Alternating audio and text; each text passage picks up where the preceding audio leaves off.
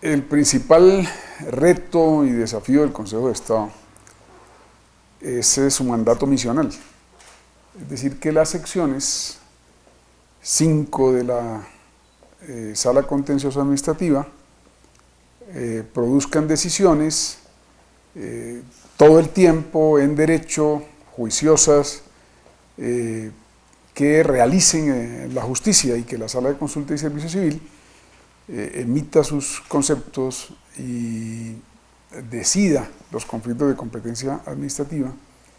Ese es el principal cometido, es decir, esa es la labor del juez. Ahora, por arte de las circunstancias de nuestro país, le corresponde a la presidencia, con la cooperación de la vicepresidencia y de los otros 29 consejeros y consejeras de Estado, abordar ciertas tareas que no son exactamente las misionales del juez frente a su expediente, pero hay que hacerlo. Y la primera de ellas es todo lo que contribuya a generar confianza en las instituciones judiciales. Esta es una tarea, por supuesto, no solo del Consejo de Estado, sino del conjunto de la rama judicial. Diríase que del conjunto del Estado, pero en nuestra opinión, la confianza en el juez es el arco toral, digamos, de la confianza en el Estado. De manera que ese es un asunto central. Eso está ligado, por supuesto, con la transparencia, de manera que es como un eje transversal que recorre todo lo que hacemos, conseguir crecientes niveles de confianza y de respeto por la justicia, por la jurisdicción contencioso administrativa y particularmente por el Consejo de Estado, que es el colectivo que me otorga el mandato de hacer ciertas tareas y presidirlo durante esta época. En segundo lugar está el tema de la efectividad en cuanto al mandato misional. Es conocido que hay altos niveles de congestión. Para nadie es un secreto que la justicia debería ser, digamos, pronta. Eso no es un descubrimiento. Y hay que hacer muchas tareas regulatorias, presupuestales, operacionales, culturales incluso, que permitan descongestionar los despachos, sobre todo en las secciones primera, segunda y tercera del Consejo de Estado. En tercer lugar, yo diría que atender el tema de los clamores de reforma a la justicia. ¿Por qué? Porque el Consejo de Estado es una corporación que propone reformas a la justicia. Sin embargo, lo que he sentido durante los 4 años que estoy en el Consejo de Estado es que no es escuchado. ¿No? Voy a ponerle un ejemplo. Decimos, queremos un juez idóneo para los jueces de alta corte. Y eso lo venimos diciendo hace 4 años. Sin embargo, lo que escuchamos después es un razonamiento que empieza con una premisa que es completamente contraria a lo que nosotros decimos. La premisa es, como los jueces de alta corte no quieren tener quien los juzgue, decimos, pero sí es lo que estamos diciendo. Entonces, en época electoral, pues seguramente ya lo hemos visto y es lo normal y es lo deseable. Habrá muchas propuestas de las distintas fuerzas que contienden en la arena política en relación con la justicia, de manera que tendremos que atender, digamos, esas interesantes propuestas que hay, a colacionarlas con lo que nosotros hemos venido trabajando durante mucho tiempo y contribuir modestamente desde nuestra esquina, la esquina de la justicia. Nosotros no hacemos las leyes, no hacemos actos legislativos, ni somos la rama ejecutiva, pero estamos llamados a contribuir, por supuesto, en estas materias. Máxime que el Consejo de Estado es el supremo órgano consultivo del gobierno. En cuarto lugar, tendremos que seguir con nuestros procesos de calidad interna. Estas organizaciones pueden mejorar, no es un asunto, digamos, crucial, eso no define la calidad de la sentencia ni la calidad del concepto, pero sí podemos mejorar en muchos asuntos que tienen que ver con relatoría, con notificaciones, etc. Y en eso un lugar central lo ocupa la tecnología. Tenemos que hacer mejor uso, digamos, de las posibilidades que las tecnologías de la información y la comunicación ofrecen, y estamos empeñados en eso. Hay muchas otras tareas, pero probablemente nos va a tocar, seguramente nos toca priorizar, porque nuestro aparato de la Corporación Consejo de Estado no está hecho para esas tareas, está hecho para sentencias y conceptos, decisiones judiciales de todo tipo, de manera que tendremos que apoyarnos, por supuesto, en el Consejo Superior de la Judicatura y en otras instancias para poder contribuir en estos puntos que le he mencionado.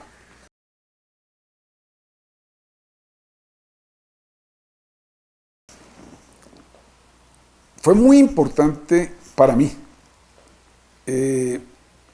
percibir cómo movilizaba a muchísimas personas el hecho de que el libertador Simón Bolívar hubiese creado el Consejo de Estado hace 200 años. Esto fue una sorpresa para mucha gente. Y en segundo lugar, porque fue una sorpresa positiva, digamos, en segundo lugar, fue muy interesante encontrar que nosotros mismos en el Consejo de Estado, quien le habla, yo me sorprendí, por ejemplo, en una reunión con el Ministerio de Cultura, hablando del Bicentenario del Consejo de Estado, por el apoyo importante que nos prestó ese ministerio, cuando la Biblioteca Nacional nos hizo ver de una manera muy modesta y muy hermosa, nosotros cumplimos 240 años este año. Es decir, es probablemente la biblioteca pública más antigua de América Latina, es anterior a la propia independencia, ¿verdad? Bueno, como lo es el Consejo de Estado, por supuesto también, pero incluso al grito de independencia. Y entonces empezamos a ver la importancia de la historia, y súbitamente se leían entonces con más frecuencia en los medios que la Sinfónica cumplía 50 años, que tal departamento cumplía, es decir, fue como una especie de recuperación del sentido de la historia el año pasado, que me parece supremamente importante. En tercer lugar, creo que fue evidente, por lo menos así lo sentí yo, el prestigio del Consejo de Estado en el terreno internacional. Aquí vino, sacrificando una visita de Estado con el presidente Macron a Luxemburgo, el presidente del Consejo de Estado de Francia, ¿no? El magistrado Marc Sauvé, bueno, es presidente del Consejo de Estado hace más de 20 años, porque allá la organización es diferente. Es un gran personaje, digamos, de la justicia y del Estado franceses, y vimos un gran respeto y un gran cariño por nuestra institución, por el Consejo de Estado Bicentenario, de los más de 20 conferenciantes internacionales que asistieron. Podría decir en cuarto lugar que también fue interesante el estado de ánimo de los jueces, de las jueces, de magistrados y magistradas de todo el país, de los funcionarios y empleados judiciales, todos los que de alguna manera pudieron participar del Bicentenario. Yo sentí que tenían una textura emocional muy elevada de contribución con el país, ¿verdad? Es un poco asimétrico lo que nosotros vivimos dentro de la corporación con lo que a veces se afirma afuera, ¿no? Dentro de la corporación se vive un clima exultante, muy relacionado con la ética, con el compromiso, y tuvo la oportunidad de expresarse en ese encuentro que finalmente registró más de 1.260 inscritos. Es muy interesante lo que sucedió allá. Obviamente no vamos a hacer encuentros de esos, sino cada 100 años, de manera que en el próximo ya no estaremos. Esto era un caso especial y por fortuna las cosas salieron bien.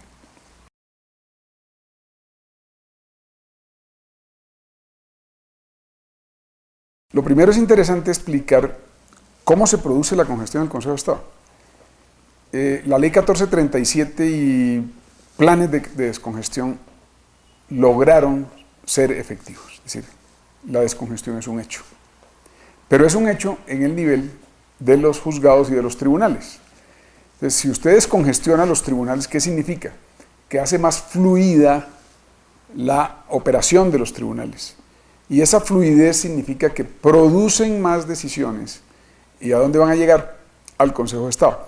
De manera que la congestión del Consejo de Estado es en cierto modo ocasionada en el éxito de la descongestión de los tribunales. Es como, usted tal vez recuerda que en alguna ocasión abrieron varios carriles para ir al Dorado, pero dejaron el puente con 2 carriles, entonces pues obviamente hasta allí llegaba la descongestión, enseguida volvía a haber congestión. Entonces el Consejo de Estado tiene, digamos, esa circunstancia particular, ¿sí? No es que haya morosidad en el Consejo de Estado, se producen cifras insólitas.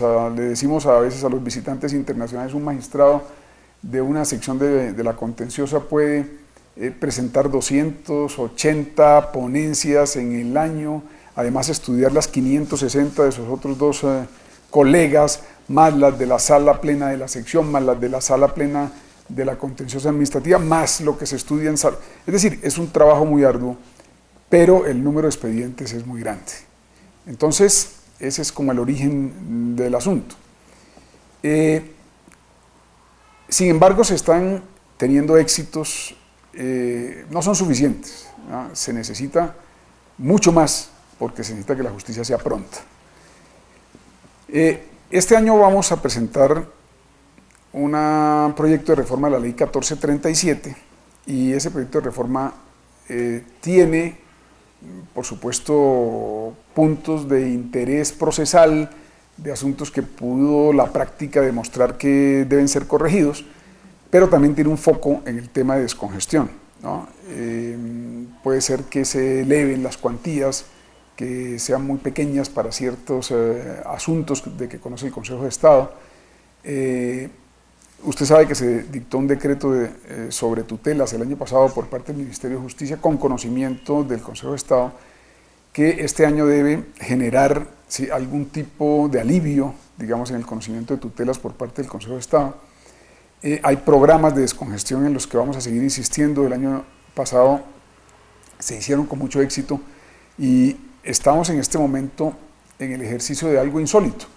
Aquí la sección quinta del Consejo de Estado recibió 400 expedientes de la sección primera para contribuir con la sección primera a evacuar esos 400 expedientes, uno por cada magistrado de la sección quinta, lo que contribuye pues a disminuir el inventario de la primera en 400 expedientes, que es una suma razonable. Es decir, hacemos todo lo que está en nuestras manos, pero sin duda se van a necesitar medidas de choque, incluida la posibilidad de una sala especial de descongestión,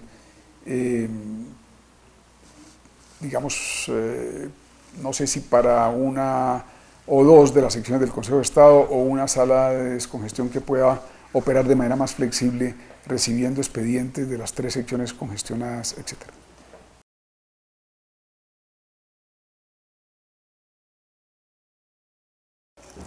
Sí, el expediente al que acudió la Corte Suprema de Justicia nos parece válido, y por lo tanto también tiene validez, o tendría validez, para el Consejo de Estado. Ahora, en general queremos plantear que nuestra justicia no puede andar de descongestión en descongestión. Nuestro punto es cómo tomamos soluciones estructurales, ¿sí?, que hagan de la justicia una justicia fluida, que no vuelva a necesitar planes de descongestión.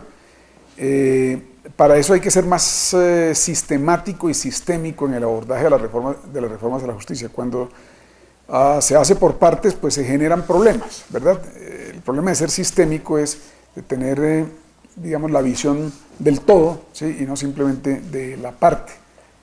Usted recuerda el viejo cuento de los 3 indios que tocaban un elefante y eran ciegos, y le preguntaban: ¿usted qué está tocando? Y decía: yo toco un techo. Le estaba tocando la panza, digamos, del elefante. El otro es una columna y era la pierna, ¿verdad? Y el otro decía: no, yo estoy tocando como una escultura, y estaba tocando un colmillo. Entonces, por partes el asunto no se resuelve, es decir, tiene que ser más sistémico. Ahora, no podemos esperar a las soluciones estructurales, y por eso tenemos que ir haciendo lo que dice el dicho popular: a Dios rogando y con el mazo dando, y estas son las medidas que vamos tomando.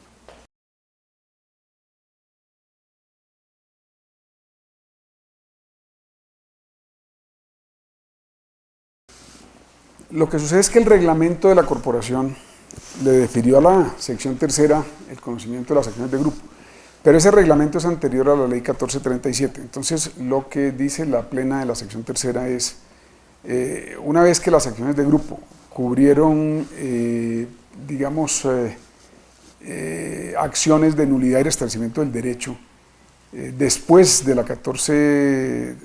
reglamento y de la 1437, entonces ya no tiene mucho sentido que la tercera sea la única que conozca de esas acciones.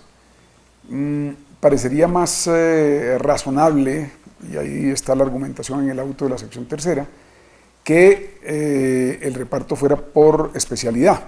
Se trata, en el caso del auto que usted refiere, de un tema laboral.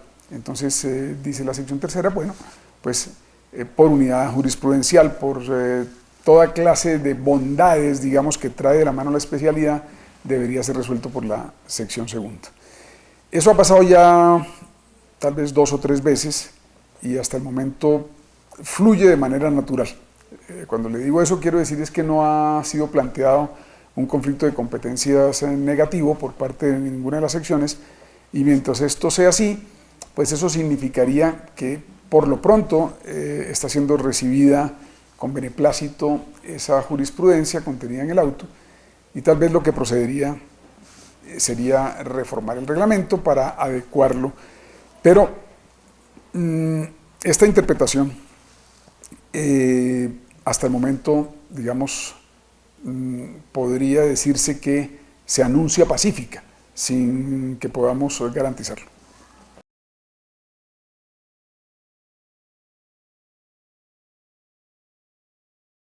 Lo que nosotros creemos, y ya lo hemos dicho, varias magistradas y de la sección tercera, magistrados, el Consejo de Estado como un todo, hemos señalado que la congestión judicial, ¿sí?, que trae de la mano largas demoras para fallar negocios contractuales, no es una buena cosa para efectos del tema de corrupción. La idea que tenemos es muy sencilla, es como de sentido común. Si los funcionarios que manejan recursos, que manejan contratación, sienten que de un desaguisado que cometan solo se tendrá noticia muchos años después, ¿no?, eso es un incentivo a entrar en esos desaguisados. Una justicia más rápida, ¿sí?, y eso implica descongestión, es decir, repito que no depende de los despachos de los magistrados, por lo menos no en el mayor porcentaje, ¿verdad? Seguramente se pueden mejorar las cosas, hay iniciativas incluso de hacer más cortos los fallos, hay toda clase de cosas. Pero una justicia más rápida en materia contractual, ¿sí?, le indicaría a quienes manejan recursos del erario que, digamos, la retroalimentación negativa sobre su accionar, siendo rápida, ¿no?, debe preocuparle.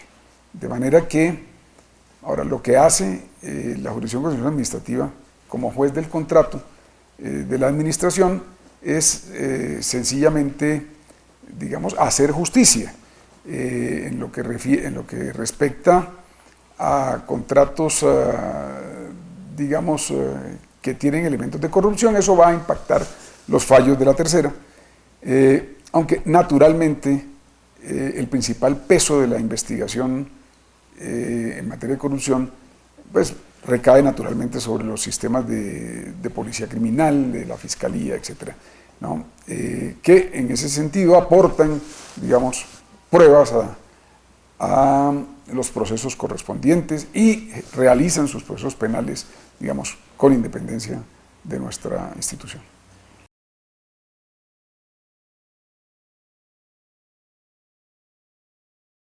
En esa materia, digamos que lo primero sería decir que el Consejo de Estado es la primera y probablemente todavía la única institución en el mundo que hace parte de la Alianza para el Gobierno Abierto. Normalmente la Alianza para el Gobierno Abierto, que ya tiene más de 70 países, que fue liderada en su momento por Obama y Angela Merkel, congrega más a las instituciones de los poderes ejecutivos, pero el Consejo de Estado consideró correcto hacer parte de la Alianza para el Gobierno Abierto, siempre muy celoso, de todas maneras, el Consejo de Estado, de que la manera como se rinden cuentas en la justicia es diferente al Ejecutivo porque debe respetarse la independencia del juez. Son cosas diferentes, pero que no obsta para que entremos, digamos, en estos tiempos de transparencia. Empezamos realmente en el año 2015, aunque las discusiones dentro del Consejo de Estado fueron anteriores incluso a nuestro encuentro con la Alianza para el Gobierno Abierto, ya venían desde finales del 2013, todo el 2014. En el 2015 suscribimos el programa bienal 2015-2017 y entregamos un nivel de cumplimiento de más del 90%. Acabamos de suscribir el año pasado el segundo compromiso bienal 2017-2019. De manera que ahí hay tareas concretas porque tenemos que cumplir con los compromisos adquiridos internacionalmente por Colombia en el capítulo que corresponde al Consejo de Estado para este bienio 2017-2019. AGA ha tenido 3 bienios. En el primer bienio no participó el Consejo de Estado, en el segundo 15-17 sí, y en el tercero 17-19. Ahora, a nosotros lo que más nos interesa en realidad es el reforzamiento de la cultura organizacional del Consejo de Estado y de la Jurisdicción Contenciosa Administrativa. Lo que se respira en nuestra corporación y en nuestra jurisdicción es un alto sitial para los valores éticos. Eso no significa que no existan problemas en esa materia, pero si existen, son en contra, ¿sí?, de los valores proclamados en alto sitial por la corporación y la jurisdicción. Por fortuna el Consejo de Estado no ha sido, digamos, protagonista de ningún tipo de escándalos en mucho tiempo, que yo recuerde, pues, ¿no?, desde que llegué al Consejo de Estado hace ya más de 4 años, y años anteriores, y estamos velando, porque en la selección de consejeros de Estado, casi que el primer criterio es que nos dé garantías cada consejero, cada consejera que cooptamos desde la sala plena en esa materia. De manera que esa es una vigilancia colectiva que está dando sus frutos. Nosotros estamos, digamos, tranquilos en ese terreno,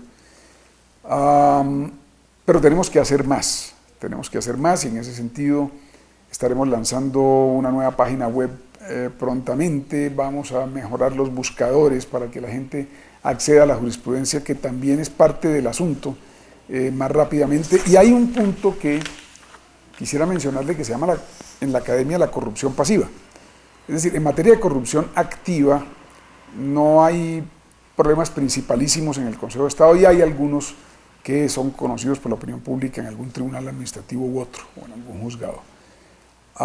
En eso estamos, digamos, pero la idea es cero tolerancia con la corrupción en la jurisdicción contenciosa administrativa, comenzando, por supuesto, por nuestra casa, que es el Consejo de Estado, y comenzando cada magistrado por su despacho, por su sección, por su sala, por su subsección. No es un tema de discurso, sino un tema de garantías operacionales cotidianas, ¿sí?, de un espíritu ético claro en relación con los magistrados auxiliares, con todos los cooperadores. Se sabe que en el pasado personas a espaldas de los magistrados, pero usando su nombre, ¿sí?, desdoraron el nombre del Consejo de Estado, no sé si en los cafés de la esquina, etcétera, llevando información o trayendo, etcétera.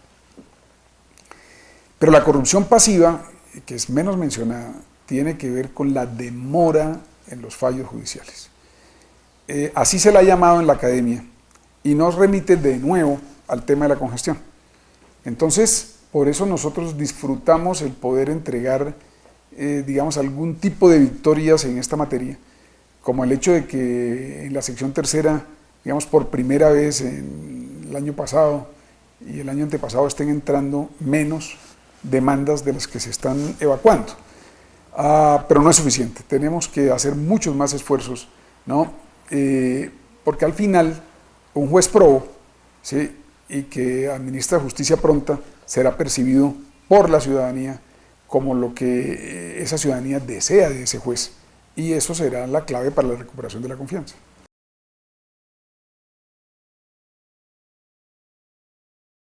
Yo le hablo desde 2 experiencias: mi experiencia como litigante de hace años, ya bastantes años, y mi experiencia ahora como consejero de Estado.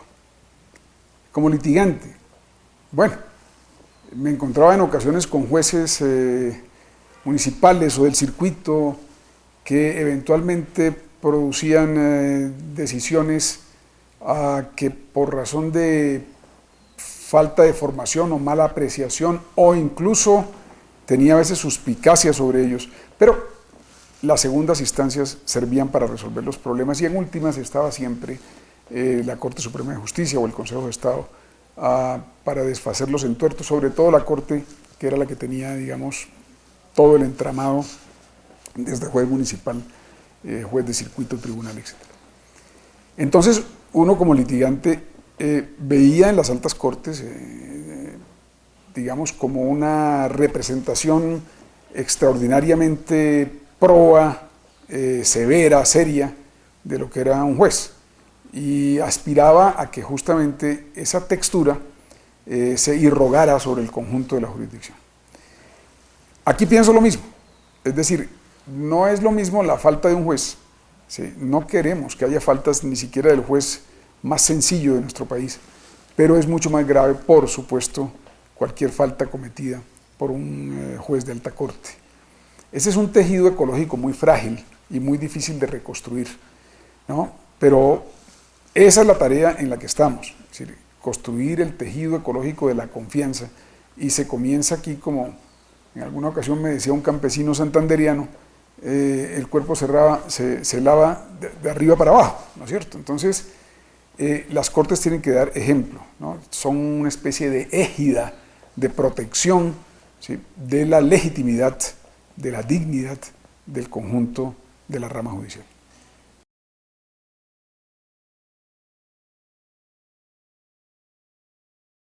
En materia de selección de consejeros y consejeras de Estado, creo que lo más importante es una nueva lectura, que aquí, digamos, hablo personalmente. Creo que debe hacerse una nueva lectura de la Constitución política en el siguiente sentido. Cuando una corporación o una instancia gubernamental o judicial tiene que proveer de una lista corta a otra, ¿verdad? Mi lectura es que el proveedor de la lista corta está obligado, ¿no?, por las voces de la Constitución, a hacer una selección de mérito muy estricta y rigurosa. Acto Legislativo 2 del año 2015. Quien recibe la lista corta debe recibir entonces una lista muy bien filtrada, ¿verdad? Y al recibirla así, una lista de alta calidad, no tendrá entonces ningún inconveniente en seleccionar de esa lista corta, ¿no?, ya con base en criterios más blandos, pero tremendamente importantes, como criterios que tienen que ver con la personalidad, la empatía, la inteligencia emocional, etcétera, difíciles de medir en quien hace el filtro. Le pongo un ejemplo. El Consejo de Estado tuvo que seleccionar al auditor general el año pasado. Recibió una terna, ¿sí?, pero la terna que recibió tuvo el presidente del Consejo de Estado saliente, el doctor Jorge Octavio Ramírez, que dirigirse a la Procuraduría, a la Contraloría, a ver si había antecedentes. Eso no puede ser, ¿sí? Ni podemos nosotros como Consejo de Estado, por ejemplo, seleccionar ternas para la Corte Constitucional, ¿no?, que enviemos al Congreso en las que haya posibilidad de error. Entonces, lo que hemos tratado de hacer es, si a nosotros nos toca seleccionar una terna, la terna tiene que ser AAA, AAA, AAA, de manera que no importa a quién elijan, ¿no?, nosotros le hemos cumplido a la nación al entregarle la terna al Congreso. Aquí, entonces, tal vez la aspiración de varios colegas en las altas cortes, en particular pues en la Corte Suprema y en el Consejo de Estado, es a que la selección previa del Consejo Superior de la Judicatura sea muy rigurosa y estricta, porque recuérdese que nosotros no elegimos a nuestro antojo, no es cooptación pura, es una cooptación indirecta, en la medida en que recibimos listas de 10, de acuerdo con el Acto Legislativo 2 del 2015, provenientes del Consejo Superior de la Judicatura.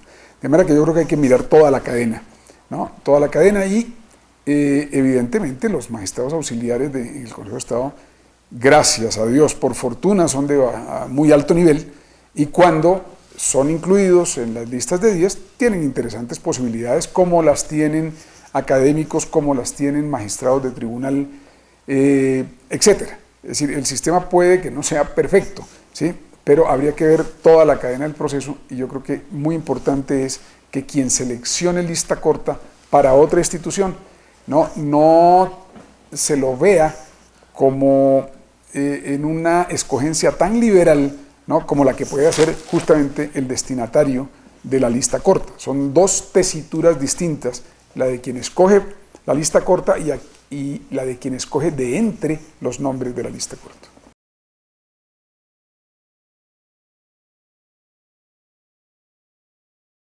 En épocas de campaña política, a quienes nos corresponde hacer ese tipo de conceptos, yo soy de la sala de consulta y ponente de uno de esos dos conceptos, estamos sujetos, por supuesto, a que a algunos les gusta y a otros no les gustan los conceptos que emitimos.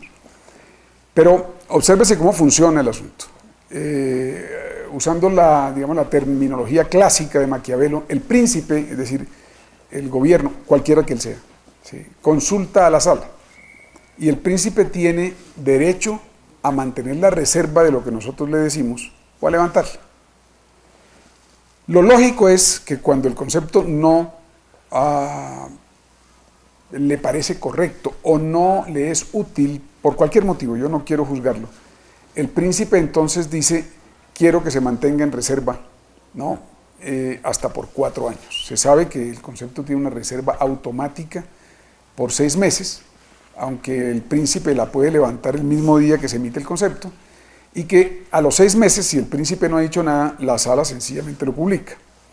Si el príncipe desea, el gobierno desea, que se mantenga la reserva por más tiempo, tiene hasta 4 años, y a los 4 años levantamos la reserva de todos los conceptos.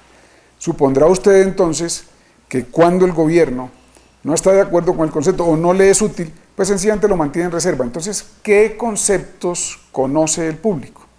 Aquellos a los cuales se les levanta la reserva. Lo particular de lo que sucedió el año pasado es que el gobierno preguntó varias cosas e incluso levantó reservas sobre conceptos que le eran adversos. Y le voy a poner el caso especial. El gobierno preguntó si el periodo de vacaciones del Congreso, ¿no?, de 19 de junio a 20 de julio, se podía descontar del periodo de fast track, de manera que el fast track no fuera hasta el último día de noviembre, ¿no?, y pudiera haber unas extraordinarias en diciembre, digamos que trayendo ese periodo de vacaciones y sumándolo al final. La sala le contestó que no, ¿sí? Es más, no solamente le contestó que no, la sala le dijo: usted propone que el periodo va hasta el último día de noviembre, 30 de noviembre, o, según el punto de vista del gobierno, un mes más. La sala le dijo: no va un mes más, va un día más. ¿Por qué va un día más? Porque los términos en derecho en Colombia se cuentan de fecha a fecha, de manera que los 6 meses originales iban hasta el 30 de noviembre. Bueno, hasta el 30 de mayo, junio, julio, agosto, septiembre, octubre, noviembre, hasta el 30 de mayo. El periodo adicional 30 de noviembre, ¿verdad?, era la lectura del gobierno. Nosotros decíamos no. Cuando se acaba mayo, ¿sí?, el segundo periodo empieza el 1 de junio y por lo tanto terminaba, era el viernes 1 de diciembre. El gobierno no hizo uso de nuestro concepto para ese día, quizás no le era relevante en términos de sus posibilidades del fast track en el Congreso, pero la sala de consulta contesta en derecho. Alguien me preguntó, un amigo ingeniero, ¿por qué había oído la suspicacia? ¿Por qué había sido tan rápido el concepto sobre las 16 curules? Mi respuesta es muy sencilla: sí, porque el tema es elemental, ¿no es cierto? Porque cuando hay una familia de 5 personas, que es muy común en Colombia, padre, madre y 3 hijos, y van a escoger un restaurante, ¿verdad?, lo escogen por mayoría, ¿verdad?, o un sitio a donde ir, o si van donde la abuela A o la abuela B, etcétera, no sé. Una familia de 5 personas escoge, cuando vota democráticamente por mayoría, sabe que la mayoría de 5 es 3, no la mitad más 1, porque la mitad más 1 implicaría 2,5 más 1, 3,5. Entonces significaría que la decisión la bloquearían los dos, o sea, la minoría. Es una cosa tan elemental, ¿sí? Lo que sucede es que cuando estos temas están en la arena política, por supuesto, generan toda clase de discusiones, pero para nosotros es asunto elemental. Hay una confusión. La confusión consiste en que había personas que creían que la norma decía mitad más uno. La norma no habla de mitad más uno, habla de mayoría, y la mayoría de un número impar es sencillamente el número que es mayor que el otro. 3 es mayor que 2, 4 es mayor que 3, si son 7, 5 es mayor que 4, si son 9, ¿no? Y por supuesto si son 99, 50 es más que 49. Son asuntos bastante elementales. La sala de consulta, su principal, digamos, égida ética, ¿sí?, es que no tiene fenómenos ni de dependencia ni de contradependencia en relación con el gobierno. Es decir, no actúa sino exclusivamente en derecho.